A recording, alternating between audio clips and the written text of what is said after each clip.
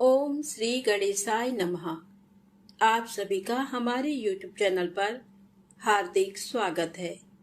आइए सुने गणेश जी की पौराणिक कथाएं। साथ में सुनेंगे धन समृद्धि प्रदान करने वाली, बरकत देने वाली माता अन्नपूर्णा की कथा। प्रेम से बोले गणेश जी महाराज की जय हो। बहुत समय पहले की बात है। एक गांव में एक भाई बहन रहते थे। भाई बहुत गरीब था, पर उसकी बहन पैसे वाली थी। जब बहन के ननद का विवाह था, तब बहन ने ना तो अपने भाई को विवाह में आने का निमंत्रण दिया और ना ही कोई चिट्ठी भेजी। भाई को बाहर वालों से पता चला कि उसके बहन के ननद का विवाह है। भाई ने अपने गांव वालों को बताया। तब गांव वालों ने अपने घर से चुनरी, बिछिया और साड़ी जैसा जिनसे बन पड़ा कन्या के लिए दिया। भाई सारा सामान लेकर बहन के गांव पहुंचा।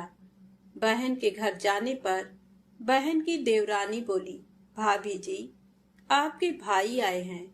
बहन ने पूछा, कैसे आए हैं और क्या पहना है? तब देवरानी ने कहा, पैदल आए हैं, फटी पगड़ी, फटी धोती पहने हैं। बहन बोली, मेरे ससुर हवेली के सामने दुकान में बैठे हैं, मुझे शर्म आती है। भाई को बोलो पीछे के दरवाजे से आए। भाई के आते ही बहन ने भाई को एक कमरे में बंद कर बाहर से ताला लगा दिया। एक तरफ लड़की का विवाह हो रहा था, गाजे बाजे बज रहे थे, अतिथियों को भोजन कराया जा रहा था, और दूसरी तरफ भाई को कोई भी पानी तक पूछने वाला न था। तभी भांजे की बहू को दया आई और उसने दरवाजा खोल दिया। दरवाजा खुलते ही भाई वहां से भागा। 2 दिनों के भूखे प्यासे रहने के कारण उसे चक्कर आने लगे। रास्ते में एक गणेश जी का मंदिर था, वहां जाकर गिर गया और रोते रोते गणेश भगवान को अपनी व्यथा सुनाई और बोला, हे गणेश जी महाराज, आज मेरी गरीबी के कारण से मेरी सगी बहन ने मुझे धिक्कार दिया। घर जाने पर मेरी पत्नी, मेरे बच्चे जब पूछेंगे कि विवाह से क्या मिठाई लेकर आए हैं, तो मैं क्या जवाब दूंगा? तब गणेश जी को उस पर दया आ गई और गणेश जी भगवान बोले, मेरे बगीचे से ककड़ी और तरबूज तोड़कर ले जा। तब भाई ने ककड़ी तोड़कर झोला भर लिया और अपने घर गया। घर जाते ही बच्चों ने पूछा, पिताजी, बुआ के यहाँ से हम लोगों के लिए क्या लाए हैं? झोला खोलते ही छोटे तरबूज सोने के गेंद में बदल गए। बाकी तरबूज काटे तो उनमें से हीरे मोती निकले। पत्नी बोली, आप बहन के घर से इतना कुछ क्यों लाए? आपकी बहन ने हम लोगों को बहुत ज्यादा दे दिया है। भाई ने कुछ भी जवाब नहीं दिया। गणेश भगवान की कृपा से उनके दिन बदल गए। भाई का काम धंधा जोरों से चलने लगा। धीरे धीरे गहने, कपड़े, रहने के लिए मकान बन गए। पत्नी बोली, एक बार ननद जी को बुलाकर लाओ। भाई नए कपड़े, नए जूते पहनकर रथ में बैठकर बहन को लेने गया। देवरानी बोली, भाभी जी, आपके भाई आए हैं। बहन ने पूछा, कैसे आए हैं और क्या पहना है? तब देवरानी बोली, रथ में बैठकर खूब ठाट बाट से आए हैं। बहन बोली, मेरे भाई को बोलो कि हवेली के सामने से आए, मेरे ससुर, देवर, जेठ देखेंगे। भाई का बहन ने खूब स्वागत किया। भाई बोला, बहन, मैं तुम्हें लेने आया हूँ। तब बहन ने कहा, मुझे भी बहुत दिन हो गए हैं, चलो मैं चलती हूँ। भाई बहन को लेकर अपने घर आया। भाई और उसकी पत्नी ने बहन का खूब आदर सत्कार किया। जो चीजें मांगी सब बनवा कर दिया। बहन बोली, भाई, मुझे एक जूती चाहिए। तब भाई ने मोची को बुलाया और कहा, मेरी बहन के लिए ऐसी जूती बनाओ जो मुंह से बोले।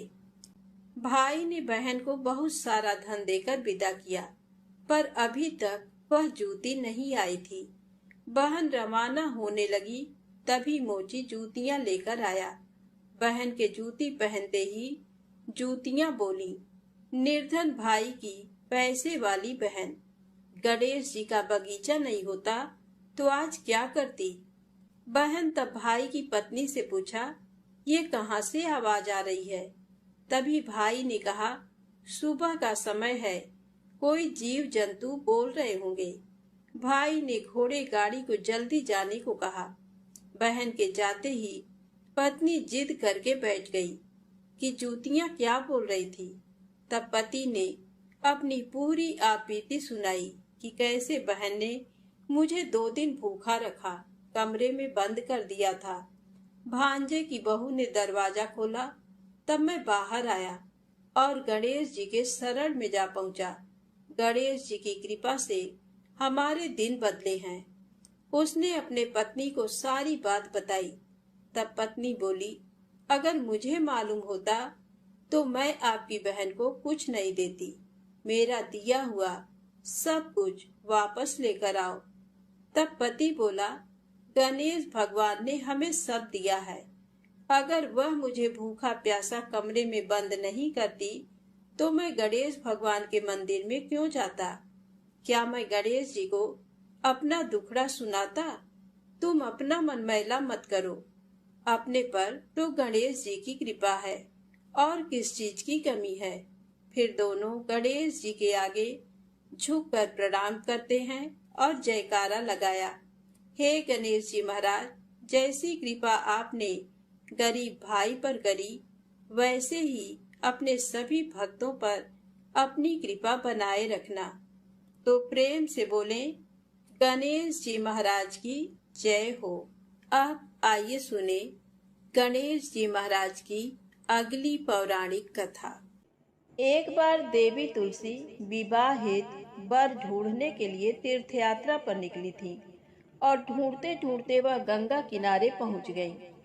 उस वक्त गणेश भगवान गंगा किनारे तप कर रहे थे। उन्हें देखते ही देवी तुलसी उन पर मोहित हो गई और उनके मन में गणेश भगवान से विवाह की इच्छा उत्पन्न हुई। फिर देवी तुलसी ने गणेश जी के पास जाकर उनका ध्यान भंग कर दिया।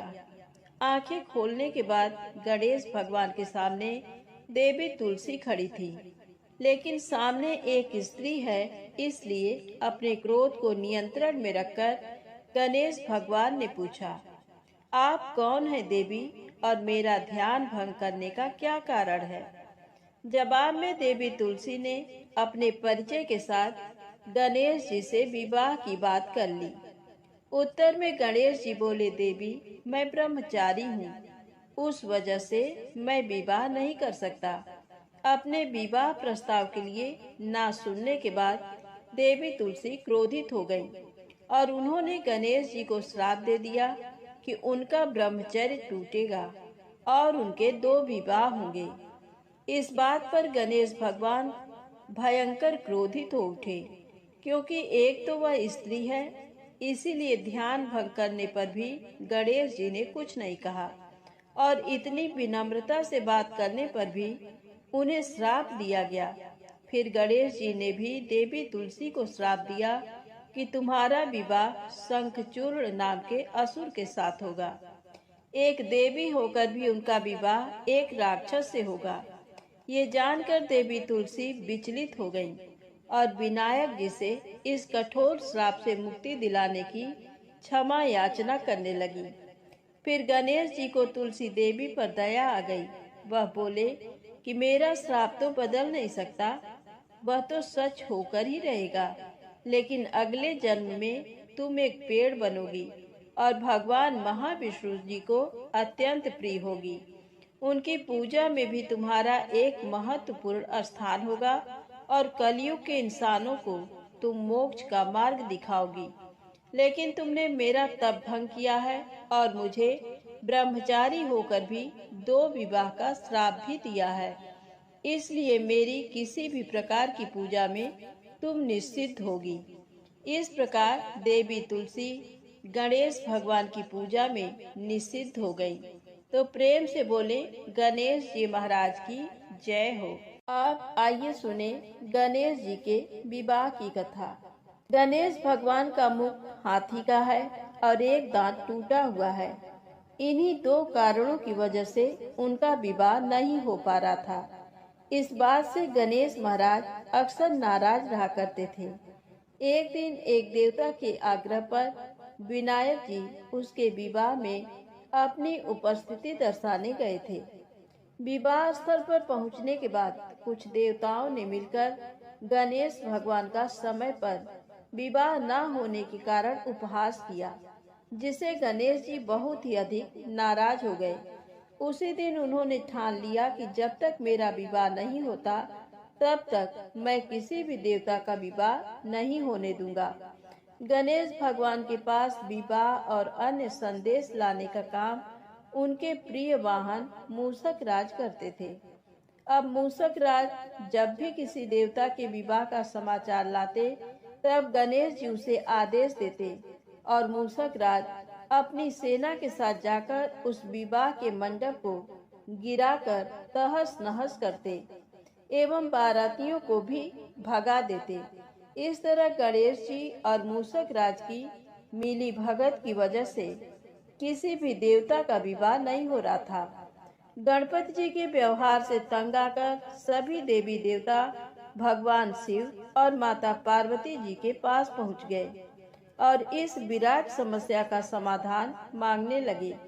भगवान शिव और माता पार्वती ने कहा कि इसका हल तो आपको केवल ब्रह्मा देव जी के पास ही मिल सकता है। कृपा करके आप ब्रह्मलोक को जाएं। माता पार्वती और महादेव को प्रणाम करके सभी देवी देवता ब्रह्मा जी के पास प्रकट हुए। देवताओं की समस्या को ठीक से सुनने के बाद ब्रह्मा जी ने अपनी योग शक्ति से दो कन्याओं का निर्माण किया। कन्याओं का नाम था रिद्धि और सिद्धि। वह दोनों ब्रह्मा जी की मानस पुत्रियां थीं। उन्हें लेकर ब्रह्मा जी गणेश महाराज के पास गए और उनसे अपनी पुत्रियों को ज्ञान एवं शिक्षा प्रदान करने का निवेदन करने लगे। ब्रह्मा देव जी का मान रखने के लिए एक दंत भगवान ने रिद्धि और सिद्धि को शिक्षा देना आरंभ किया। फिर उस दिन के बाद से जब भी मूषक राज किसी विवाह की खबर लेकर आते हैं, उस वक्त रिद्धि और सिद्धि गणेश जी को अपनी बातों में उलझाकर रखती थी। इस तरह गणेश जी का ध्यान किसी और विषय पर रहता और दूसरी तरफ देवताओं की विवाह संपन्न हो जाते। एक दिन बुद्धि के देवता भगवान गणेश जी को ये बात समझ आ गई, लेकिन उनके क्रोध में आने से पहले ही ब्रह्मा देव अपनी दोनों पुत्रियों के साथ वहां पर प्रकट हुए। रिद्धि और सिद्धि को सामने देखते ही गणेश जी का क्रोध बढ़ने लगा, किंतु विनायक जी के मुख से कोई भी शब्द निकलने के पहले ही भगवान ब्रह्मा देव ने कहा, हे गणेश जी, आपने स्वयं ही मेरे पुत्रियों को शिक्षा दी है और अब मुझे इन दोनों के विवाह योग्य कोई वर नहीं मिल रहा है। मेरी आपसे विनती है कि आप ही रिद्धि और सिद्धि से विवाह करके मुझे धन्य कीजिए। परमपिता ब्रह्मा देव जी की शांत वाणी सुनकर गणेश जी का क्रोध शांत हो गया और वह उस विवाह प्रस्ताव के लिए हंसी खुशी राजी हो गए। विवाह के बाद अपनी दोनों पत्नियों से उन्हें दो पुत्र प्राप्त हुए, जिनका नाम रखा गया शुभ और लाभ। तो प्रेम से बोले गणेश जी भगवान की जय हो। अब आइए सुनते हैं गणेश जी की पौराणिक कथा। बहुत समय पहले की बात है। एक दिन गणेश जी धरती पर सैर कर रहे थे। सैर करते करते वह एक अनाज के खेत में पहुंच गए और भूख लगने के कारण उन्होंने उस खेत में से 12 अनाज के दाने तोड़कर खा लिए। वह खेत सेठ धनी राम जी का था। कुछ समय बाद विनायक जी को अपने किए पर पछतावा होने लगा, क्योंकि उन्होंने सेठ जी को बिना पूछे ही उनके खेत से अनाज चुरा लिया था। फिर गणेश जी ने सोचा कि अपने किए बुरे कर्म का प्रायश्चित तो करना ही पड़ेगा। इसीलिए उन्होंने सेठ जी के यहाँ 12 साल के लिए नौकरी करने की ठान ली। उसके बाद अगली ही सुबह विनायक जी 13 से 14 साल के एक लड़के का रूप लेकर नौकरी मांगने के लिए धनी राम सेठ जी के घर पहुँचे और उन्होंने सेठ जी को अपना नाम गणेशा बताया। विनायक भगवान की बुद्धिमानी की परीक्षा लेने के बाद सेठ जी ने खुशी खुशी नौकरी भी दे दी। अब गणेश भगवान एक सामान्य मनुष्य के रूप में सेठ जी के ही घर पर रहने लगे। एक दिन सेठ जी की पत्नी शाम के समय घर का काम खत्म करने के बाद राख से हाथ धोने जा रही थी। ये देख गणेश जी ने सेठानी जी के हाथ पकड़कर जबरदस्ती मिट्टी से हाथ धुलवा दिए। गणेश की इस हरकत से सेठानी आग बबूला हो गई और उन्होंने सेठ जी के कमरे में जाकर गणेश जी की शिकायत कर दी। सेठानी से सब कुछ सुनने के बाद सेठ धनी राम ने गणेशा को बुलाया और इस हरकत का कारण पूछा। गणेश जी बोले कि सेठानी शाम के समय राख से हाथ धो रही थी और ऐसा करने से घर की लक्ष्मी नाराज होकर चली जाती हैं। इसीलिए मैंने उनके हाथ मिट्टी से धुलवाए। इससे घर पर माता लक्ष्मी की कृपा बनी रहती है। ये सब सुनकर सेठ जी ने सोचा, गणेशा की सोच तो बड़ी अच्छी है। उसी के कुछ दिन बाद कुंभ मेले का शुभ अवसर आया। सेठ जी ने गणेशा को बुलाया और कहा, सेठानी जी को कुंभ मेले में स्नान करा लाओ। अब सेठानी और गणेशा स्नान के लिए मेले में पहुँचे। वहां पहुंचने के बाद सेठानी नदी के किनारे बैठकर नहाने लगी। उन्हें ऐसा करते देख गणेशा दौड़ कर आए और सेठानी जी के दोनों हाथ पकड़कर उन्हें नदी के अंदर लेकर गए।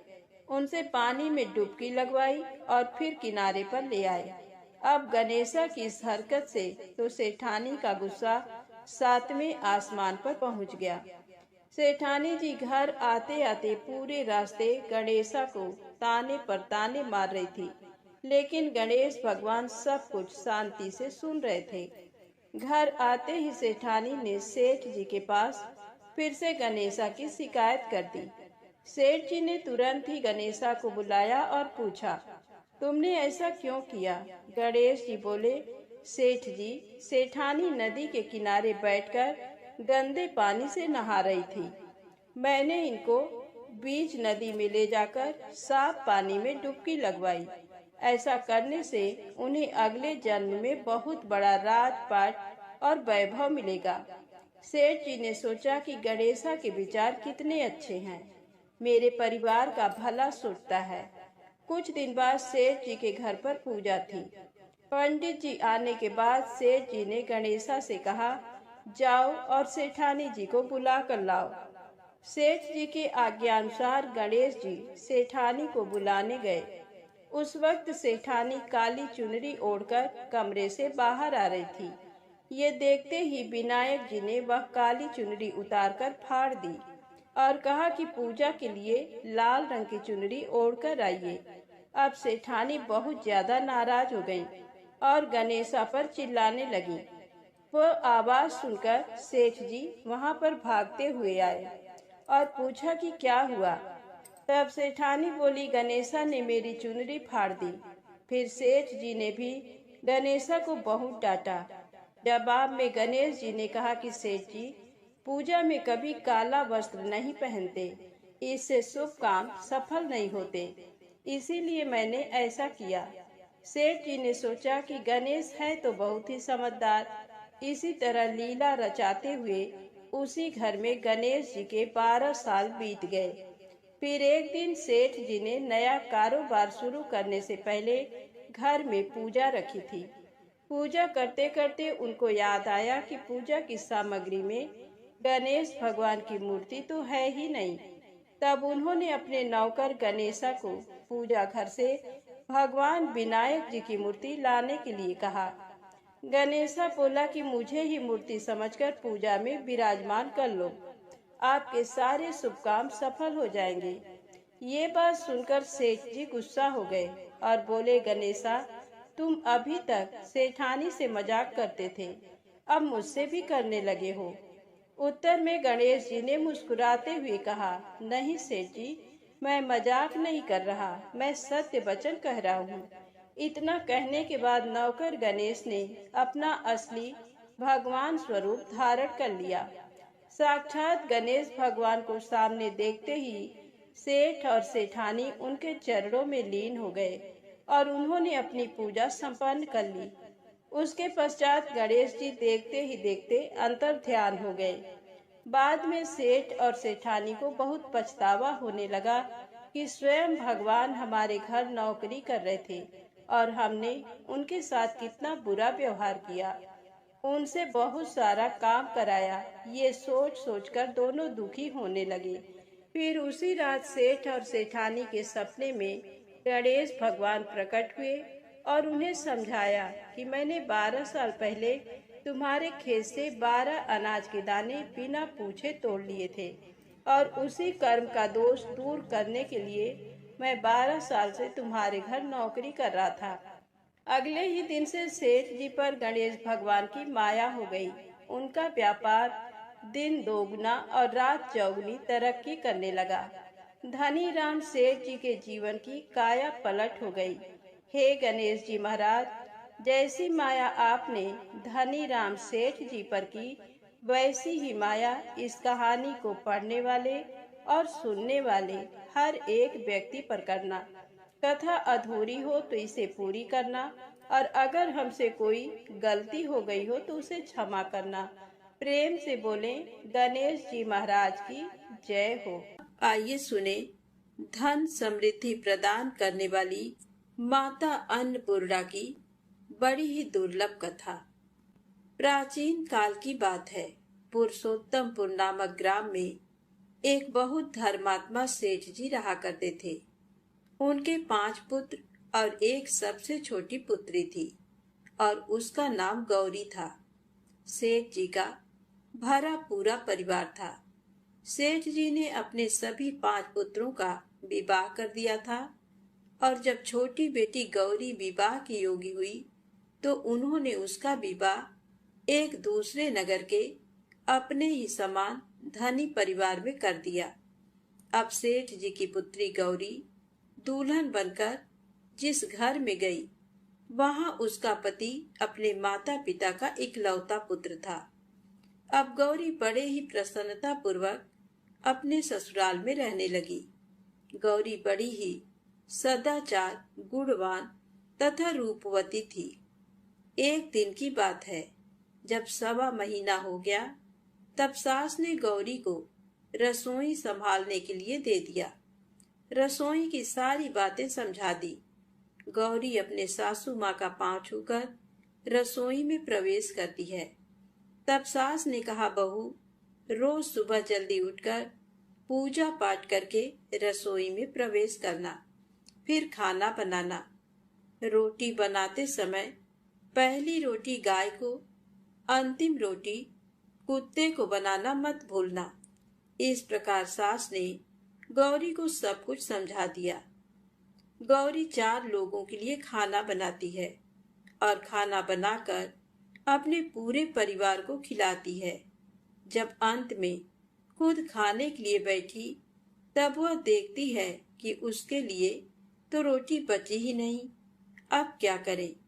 वह चावल, दाल और सब्जी खाकर पानी पी लेती है। अब जब शाम होती है, तब गौरी ने सुबह से ज्यादा आटा लगाया और रोटी सब्जी बनाकर रख देती है। जब रात्रि में सब लोग खा लेते हैं, तो फिर से जब गौरी खाने के लिए बैठी, रोटी का डब्बा खोलती है तो उसमें एक भी रोटी नहीं थी। ये देखकर उसे बड़ा ही आश्चर्य होता है कि उसने तो सुबह से भी ज्यादा आटा लगाया था, लेकिन रोटियां बची ही नहीं। अब वह सिर्फ सब्जी खाकर पानी पीकर सो जाती है। अगले दिन फिर उसने कल से 2 गुना ज्यादा आटा लगाया और रोटियां बनाई, लेकिन फिर से उसे रोटी नहीं मिली। सभी रोटियां खत्म हो गई थी। अब उस दिन भी आधे पेट खाना खाकर ही उसे रहना पड़ा। इसी प्रकार गौरी चाहे जितना भी आटा लगाती, रोटियां उसे नहीं बचती। ये हर रोज का काम हो गया था। वह सोचने लगी, आखिर कौन नहीं चाहता कि मैं रोटियां नहीं खाऊं, मेरा पेट ना भरे। गौरी इस आस में आटा ज्यादा गूंथती थी कि किसी न किसी दिन तो उसे रोटियां मिलेंगी, किंतु ऐसा नहीं होता है। ऐसा करते करते वह बहुत कमजोर दुबली पतली हो गई। तो दोस्तों, ऐसे ही एक दिन की बात है, जब गौरी रसोई में सब्जियां काट रही थी तो गलती से चाकू से उसका हाथ कट जाता है और वह रोटियां नहीं बना पाती। तो उसकी सासू माँ ने कहा, बहू रहने दो, आज मैं रोटियां बना देती हूँ। तो गौरी ने कहा, नहीं सासू माँ, आप आटा लगा दीजिए, मैं रोटियां बना दूंगी। तो दोस्तों, उस दिन सासू माँ ने आटा लगाया और फिर बहू को दे देती है। बहू रोटियां बनाकर तैयार कर देती है। घर के सभी सदस्य रात के समय जब खाना खाने लगते हैं, सब लोग जब खाना खा लेते हैं, तब बारी आती है गौरी की। तो वह बहुत दुखी मन से खाना खाने बैठती है। वह सोचती है, आज तो सासू माँ ने आटा गूंथा है, वह भी बहुत कम। आज तो मेरे लिए रोटियां बची ही नहीं होंगी। ये सोचकर बहू मन ही मन बहुत दुखी होती है। किंतु जब वह रोटी के डब्बे को खोलती है तो उसने देखा कि उसमें 4-5 रोटियां पड़ी हैं। ये देखकर बहू बहुत खुश होती है। अब क्या था, ऐसे ही 7 दिनों तक बहू की सासू माँ ने आटा गूंथा और बहू रोटियां बनाती थी और बहू को रोज रोटियां मिलने लगी।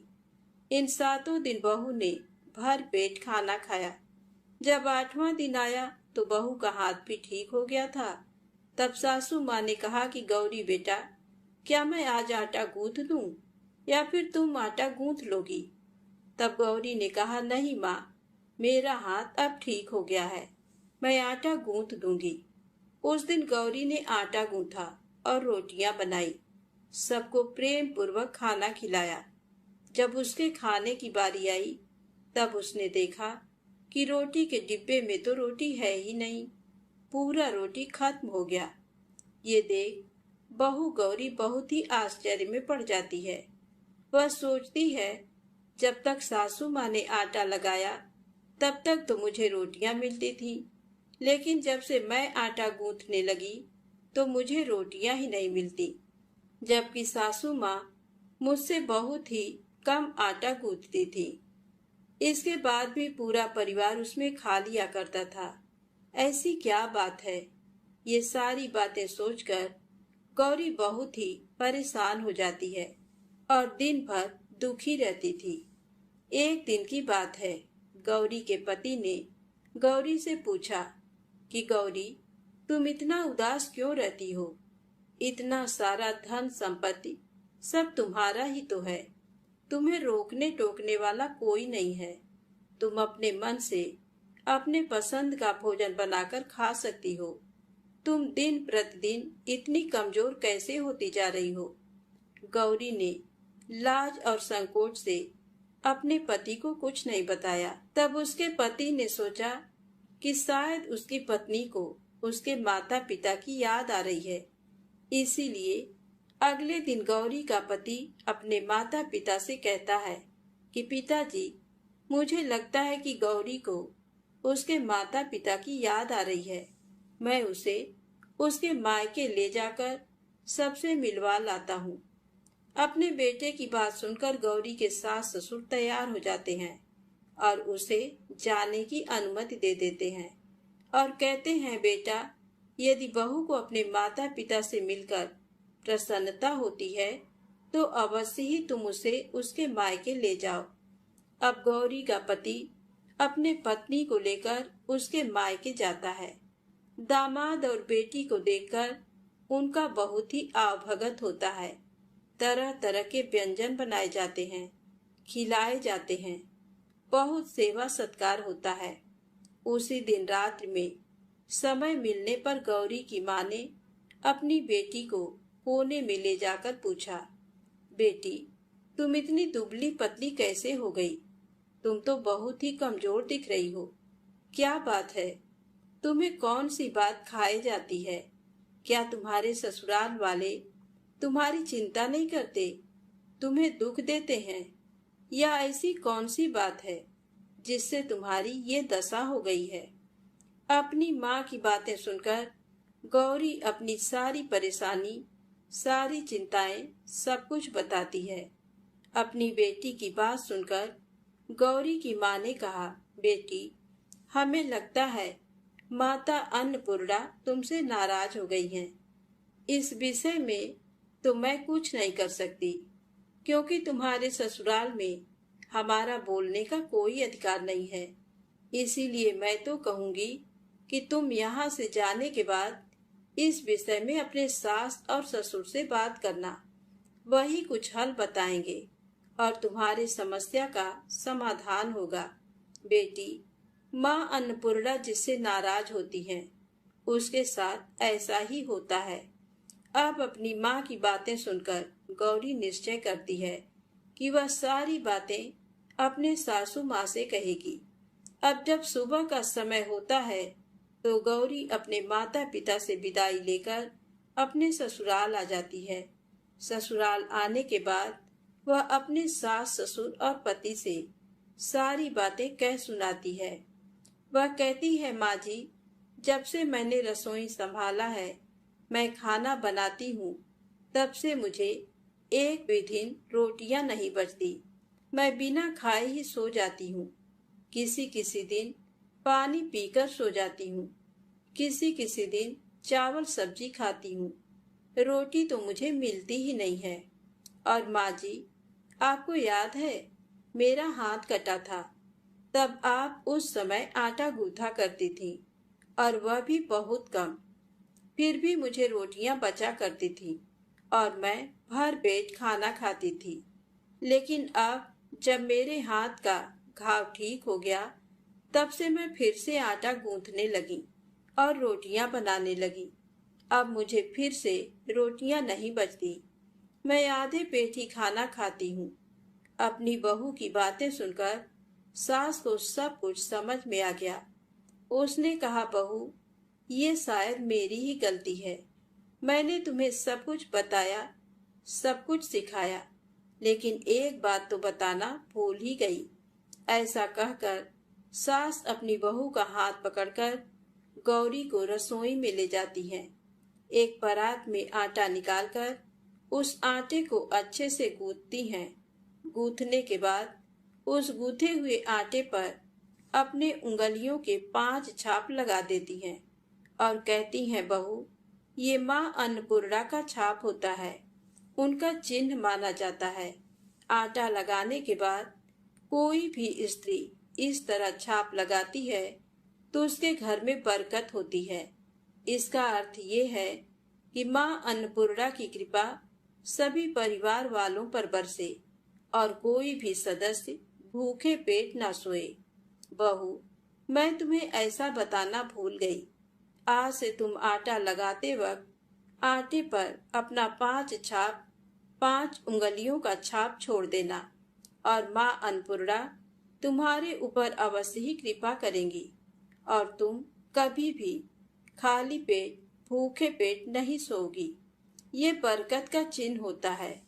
अब अपने सासू माँ की बात सुनकर बहू हर रोज आटा गूंथती और फिर उस पर अपने 5 अंगुलियों की छाप छोड़ देती और फिर रोटियां बनाती। अब बहू को भी हर रोज रोटियां मिलने लगी। वह पेट भर भोजन करने लगी और स्वस्थ भी हो गई। माँ अन्नपूर्णा की कृपा उस पर बरसने लगी। उसके हाथ में माँ अन्नपूर्णा का वास हो गया। घर पर कोई भी सदस्य भूखा नहीं रहता और जो कोई मेहमान आता या कोई भी भीख मांगने के लिए भिक्षुक आता, उसे भी वह खाना खिलाकर ही घर से विदा करती। इस प्रकार बहू के ऐसा करने से उसके घर में बरकत होने लगी, अन्न की वर्षा होने लगी। तो दोस्तों, आटे को कूटकर उस पर 5 उंगलियों का छाप लगाना हमारी पुरानी परंपरा है। ये माता लक्ष्मी और अन्नपूर्णा माता का चिन्ह माना जाता है। ऐसा करने से माता अन्नपूर्णा सदा प्रसन्न रहती हैं और घर वालों पर अपनी कृपा दृष्टि बनाए रखती हैं। हमारे पूर्वजों से लेकर अब तक ये परंपरा चली आ रही है। सभी माताएं बहनें अपने 5 अंगुलियों की छाप आटे पर अवश्य ही लगाती हैं और माँ अन्नपूर्णा से प्रार्थना करती हैं कि सबका पेट भरना, सबका कल्याण करना और घर में अन्न धन की वर्षा करना। तो प्रेम से बोले, अन्नपूर्णा माता की जय हो। ओम नमः शिवाय। जय माता दी, जय भोलेनाथ।